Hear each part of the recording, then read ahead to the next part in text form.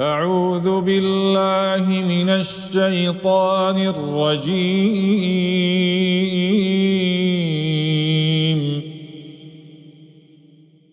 وقال الذي آمن يا قوم اتبعون أهدكم سبيل الرشاد.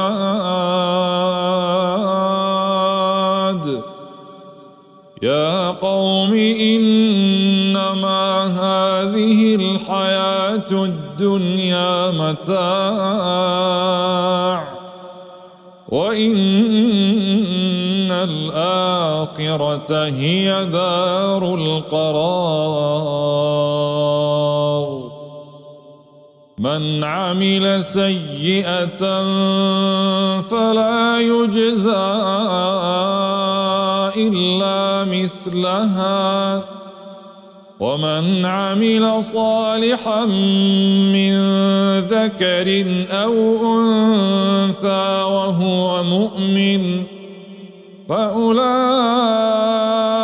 يدخلون الجنة يرزقون فيها بغير حساب. ويا قوم ما لي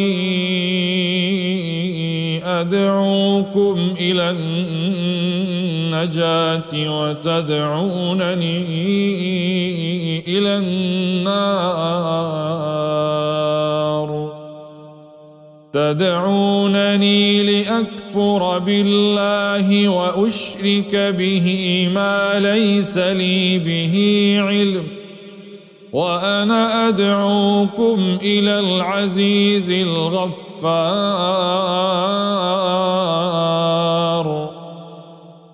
لا جرم أن ما تدعونني إليه ليس له دعوة في الدنيا ولا في الآخرة وأن مردنا إلى الله وأن المسرفين هم أصحاب النار. فستذكرون ما أقول لكم وأفوض أمري إلى الله إن الله بصير بالعباد. فوقاه الله سيئات ما مكروا وحاق بآل فرعون سوء العذاب.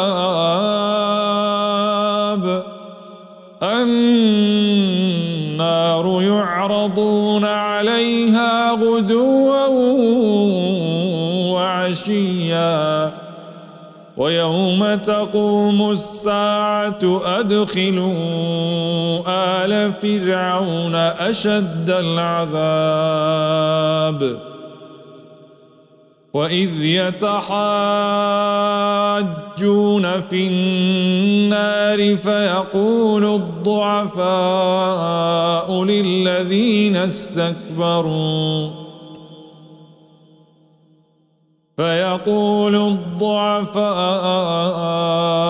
للذين استكبروا إنا كنا لكم تبعا فهل أنتم مغنون عنا نصيبا من النار.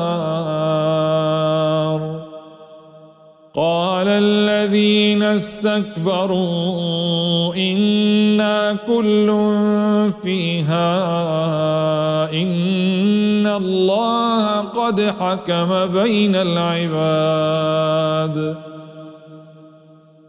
وقال الذين في النار لخزنة جهنم ادعوا ربكم يخفف عنا يوما من العذاب